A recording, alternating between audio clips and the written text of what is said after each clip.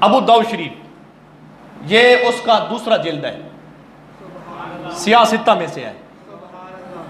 میرے آقا علیہ السلام کی یہ حدیث کی کتاب ہے، اس کا دوسرا جلد ہے، صفحہ نمبر 251 کے اوپر یہ حدیث پاک موجود ہے۔ اور یہ حدیث پاک صبح قیامت تک محبوب علیہ السلام کے غلاموں کو جو سبق دیتی ہے نا، وہ سنیں سبق کیا ہے۔ سرکار علیہ السلام کا مبارک زمانہ ہے، تو ایک نبینہ صحابی، سرکار علیہ السلام کا نبینہ صحابی، اس کی بیوی بڑی خوبصورت تھی، اس میں سے 2 بچے بھی تھے، وجہ ہے نا، 2 بچے بھی تھے، اور وہ حسین و جمیل بچے، حدیث کے الفاظ ہیں، وہ کہتے ہیں جیسے موتی چمکتے گئے نا، میرے بچے بھی ویسے موتیوں کی طرح چمکدار تھے۔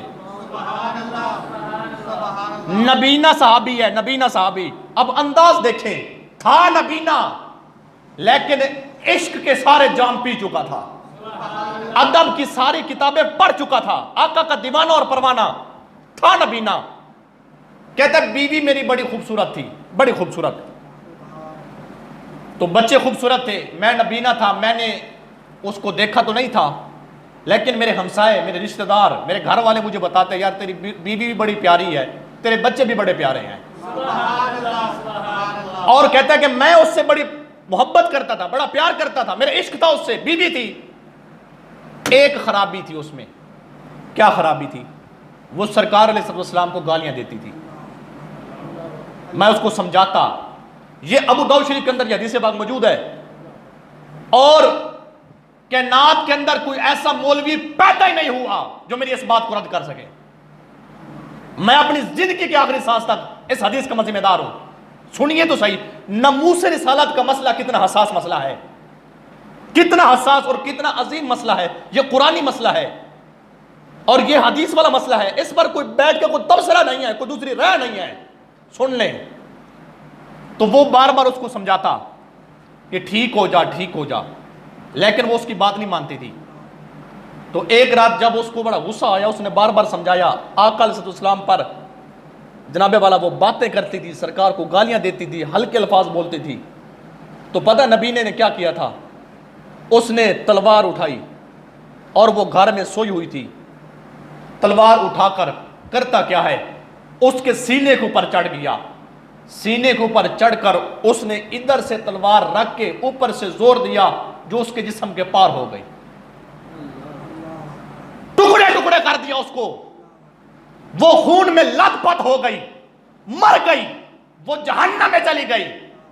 جب جہنم میں چلی گئی اس کو مار دیا، اتنا خون نکلا، 7 بچے لیٹے ہوئے تھے، وہ بھی لت پت، پریشان کیوں بیٹھے ہیں؟ یہ میرے آقا کی ناموس کا مسئلہ ہے، ذرا بولیے اس پر پیار سے سبحان اللہ۔ یہ حدیث رسول ہے، اور میں آپ کو کوئی بیٹھ کے کوئی جیو کی خبریں نہیں سنا رہا، کوئی کہانیاں، کوئی تبصرہ نہیں سنا رہا، میں آپ کو اگر سنا رہا ہوں میرے آقا کے مبارک زمانے میں جو واقعہ ہوا، جو گستاخہ عورت اس نے گستاخی کی نا، اس کو جو نبینہ صحابی اس کا خامد قتل کر کے آیا مصطفیٰ کے پاس، پھر آقا نے فیصلہ کیا کیا؟ توجہ چاہتا ہوں سب کی۔ جب گستاخ بیوی کو اس نے مارا نا، تو پتہ کیا ہوا؟ کیا ہوا؟ حضور کے غلاموں سنو، صبح ہوئی، مدینہ طیبہ میں بات پھیل گئی، مدینہ طیبہ میں بے فلاں عورت کو اس کے خامد نے قتل کر دیا، فلاں عورت کو، چلتے چلتے مسئلہ میرے مصطفیٰ کے پاس آ پہنچا، میرے سرکار کے پاس مسئلہ آ گیا۔ میری طرف توجہ رکھیں، مسئلہ سمجھیں، یہ گستاخہ، مشرکہ، فاسقہ، فاجرہ، کافرہ انڈیا کے اندر اٹھ کر بکواس کرتی ہے میرے آقا کی عزت اور ناموس پر، سنے تو صحیح، اور ہمارے حکمران بیٹھ کے کہتے ہیں جی ہم اس پر مذمت کرتے گئے۔ حضرت مذمت عوام کرتی ہے، جو مسلمان حکمران ہیں اس کی ذمہ داری پتہ کیا ہے؟ مذمت نہیں بلکہ اس کتیا کا سر کاٹ کے رکھ دیں۔ اب سنیے، جب وہ گستاخہ عورت کو جب نبی نے صحابی نے مارا نا قتل کر کے، جب قتل کر کے وہ صبح ہوئی، آقا علیہ السلام تشریف فرما ہوئے، جب آقا آئے نا تو صحابہ بیٹھے گئے، مصطفیٰ نے پوچھا ہاں بھائی کیا ہوا ہے، کیوں اسے مارا گیا ہے؟ یہ یہاں سے حدیث پاک شروع ہو رہی ہے یہاں سے شروع ہو رہی ہے اور یہاں پر ختم ہو رہی ہے، اور میرا چیلنج ہے ایسا مولوی پیدا ہی نہیں کیا جو میری اس بات کو رد کر سکے۔ میاں ایڈا وڈا دعوت حالی چوپ بیٹھے ہو سارے یار، میں اپنی زندگی کے آخری سال تک ذمہ دار ہوں، یہ حدیث رسول ہے، کوئی جناب والا جیو کی خبریں نہیں ہیں، تو ساما نیوز کی خبریں نہیں سنا رہا، آپ کو حدیث سنا رہا ہوں۔ اور سنیے، جب میرے آقا علیہ السلام کے پاس جب مقدمہ آیا نا، تو میرے آقا نے پوچھا ہاں بھی بتاؤ کیا ہوا ہے، تو سارے صحابی بیٹھے ہیں حیران اور پریشان ہیں، وہ ڈرتے ہیں، حضور ہمیں پتہ نہیں ہے کہ کیوں مرا ہے۔ وہ نبینا غلام صحابی ڈرتا ہوا، جھجکتا ہوا، لڑکھڑاتا ہوا اٹھا اور چلتے چلتے مصطفیٰ کے قریب آیا۔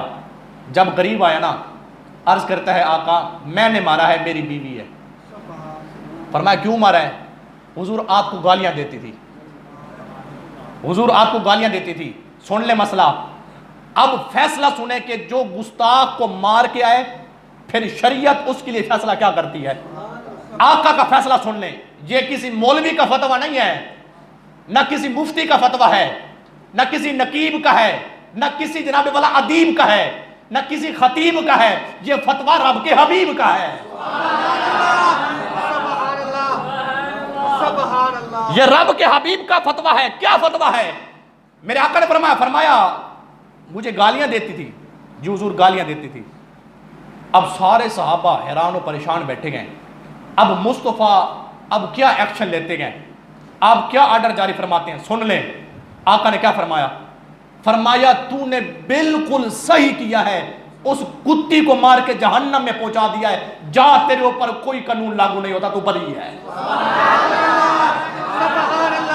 بولیے بولیے پیار سے۔